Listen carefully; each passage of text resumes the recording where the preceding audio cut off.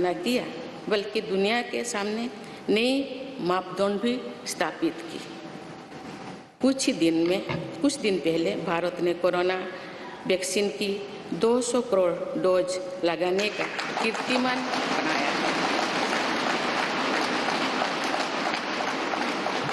इस पूरी लड़ाई में भारत के लोगों ने जिस संयम, साहस और सहयोग का परिचय दिया, वो एक समाज के रूप में हमारी बढ़ती हुई शक्ति और संवेदनशीलता का प्रतीक है। भारत ने इन मुश्किल हालात में न केवल खुद को संभाला, बल्कि दुनिया की मदद भी की। कोरोना महामारी से बने माहौल में आज दुनिया भारत को नए विश्वास से देख रही है। दुनिया की आर्थिक स्थिरता के लिए, सप्लाई चेन की सुगमता के लिए और वैश्विक शांति के लिए दुनिया को भारत से बहुत उम्मीदें हैं। आगामी महीनों में भारत अपनी अध्यक्षता में G20 ग्रुप की मेजबानी भी करने जा रही है। इसमें दुनिया के 20 बड़े देश भारत की अध्यक्षता में वैश्विक विषयों पर मंथन करेंगे। मुझे विश्वास है भारत में होने वाले इस मंथन से जो निष्कर्ष और नीतियां निर्धारित होंगे, उनसे आने वाले दशकों की दिशा तय होगी। देवियों और स्वजनों, दशकों पहले मुझे रायरंगपुर में श्री अरबिंदो इंटीग्रल स्कूल में शिक्षक के रूप में कार्य करने का अवसर मिला था। कुछ ही दिनों के बाद श्री अरबिंदो जी की 150वीं जन्म जयंती मनाई जाएगी। शिक्षा के बारे में श्री अरबिंदो के विचारों ने मुझे निरंतर प्रेरित किया है। जनप्रतिनिधि के रूप में विभिन्न पदों पर कार्य करते हुए और फिर राज्यपाल के रूप में भी मेरा शिक्षण संस्थानों के साथ सक्रिय जुड़ाव रहा है। मैंने देश के युवाओं के उत्साह और आत्मबल को करीब से देखा है। हम सभी के श्रद्धेय अटल जी कहा करते थे कि देश के युवा जब आगे बढ़ते हैं तो वे सिर्फ अपने ही भाग्य नहीं बनाते, बल्कि देश का भी भाग्य बनाते हैं।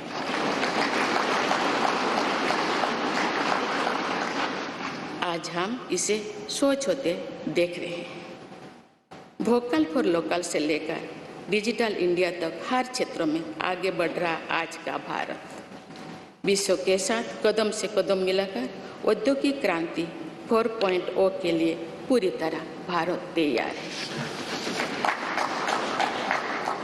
रिकॉर्ड संख्या में बन रहे स्टार्टअप्स में नए इनोवेशंस में दूर सुदूर क्षेत्रों में डिजिटल टेक्नोलॉजी की स्वीकार्यता में भारत के युवाओं की बड़ी भूमिका है।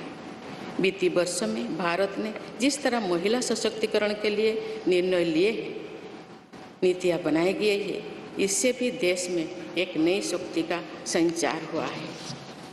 मैं चाहती हूँ कि हमारी सभी बहनें व बेटियाँ अधिक से अधिक सशक्त हो तथा वे देश के हर क्षेत्र में अपना योगदान बढ़ाती रहें। मैं अपने देश के युवाओं से कहना चाहती हूँ कि आप न केवल अपने भविष्य का निर्माण कर रहे हैं, बल्कि भविष्य के भारत की नींव भी रख रहे हैं। देश के राष्ट्रपति के तौर पर मेरा हमेशा आपको पूरा सहयोग रहेगा। देवियों और स्वजनों, विकास और प्रगतिशीलता का अर्थ निरंतर आगे बढ़ना होता है, लेकिन साथ ही अपने अतीत का ज्ञान भी उतना ही आवश्यक है। आज जब विश्व सस्टेनेबल प्लैनेट की बात कर रहे हैं, तो उसमें भारत की प्राचीन परंपरा, हमारे अतीत की सस्टेनेबल लाइफस्टाइल की भूमिका और बढ़ जाती है। मेरा जन्म तो उस जनजातीय परंपरा से हुआ है जिसने हजारों वर्ष से प्रकृति के साथ तालमेल बनाकर जीवन को आगे बढ़ाया है। मैंने जंगल और जलाशयों के महत्व को अपने जीवन में महसूस किया है। हम प्रकृति से जरूरी संसाधन लेते हैं और उतनी ही श्रद्धा से प्रकृति से सेवा भी करते हैं। यहाँ संवेदनशीलता का आज वैश्विक अनिवार्यता बन गया है। मुझे इस बात की प्रसन्नता है कि भारत पर्यावरण संरक्षण के क्षेत्र में विश्व का मार्गदर्शक बन रहा है। देवियों और स्वजन, मैंने अपने अब तक के जीवन में जन सेवा में ही जीवन की सार्थकता को अनुभव किया है। श्री जगन्नाथ क्षेत्र के एक प्रख्यात कवि भीम भोई जी की कविता की एक पंक्ति है, मो जीवन पचे नर्क के पड़ी था जगत उद्धार।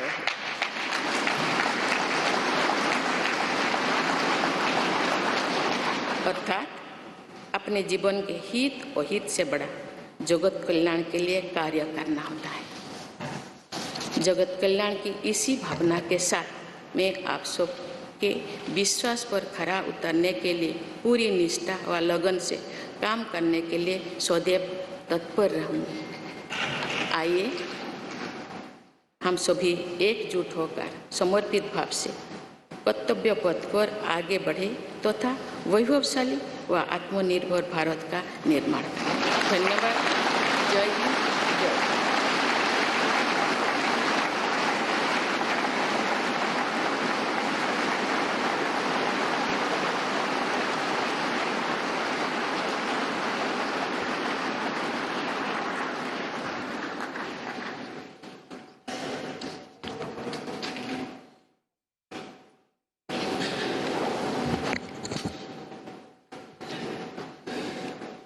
Honorable President, Srimati Draupadi Murmu ji, respected Sri Ramnath Kovind ji, Prime Minister Sri Narendra Bhai Modi ji, Speaker of Lok Sabha Sri Om Birla ji, Chief Justice of India Sri N.V. Ramana ji, respected parliamentarians, other dignitaries, brothers and sisters, and my dear fellow citizens, Namaskar. Madam President, you have just addressed the members of the Parliament.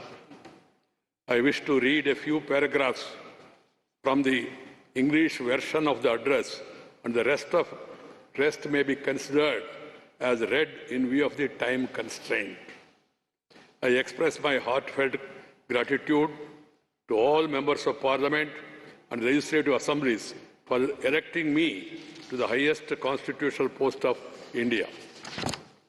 Brothers and sisters, we have to work at a fast pace in this Amrit Kal to fulfill the expectations of our freedom fighters from the citizens of independent India. In these 25 years, the path to attain the goals of Amrit Kal will proceed on two tracks, Sabka Prayas or Sabka Kartavya, everyone's efforts and everyone's duty. The new development journey towards the bright future of India has to be undertaken by our collective efforts following the path of duty. We will be observing Kargil Vijay Divas tomorrow, July 26th. This day is a symbol of both the bravery and the restraint of the Indian armed forces. Today, I extend my best wishes in advance to the armed forces of the country and to all the citizens of India. Brothers and sisters, growth and progress mean continuously marching ahead.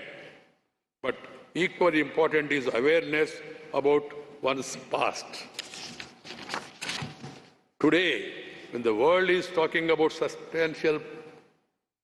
sustainable planet, the role of India's ancient traditions and sustainable lifestyle becomes more important. I was born in the tribal tradition which has lived in harmony with the nature for thousands of years. I have realized the importance of forests and water bodies in my life. We take necessary resources from nature and serve nature with equal reverence. This sensitivity has become a global imperative today. I'm happy that India is guiding the world in the field of environmental protection. Brothers and sisters, in my life so far, I have realized the meaning of life only through public service. There is a line from the poem of Bhim Bhoi Ji, a famous poet of Sri Jagannath Kshetra. Mo Jeevana Bacche, world, it always be ready to work, all of us, with full devotion and dedication to live up to the trust you all have reposed in me. Let us all unite and move forward on the path of duty with a dedicated spirit to build a glorious and self-reliant India. Thank you. Jai Hind.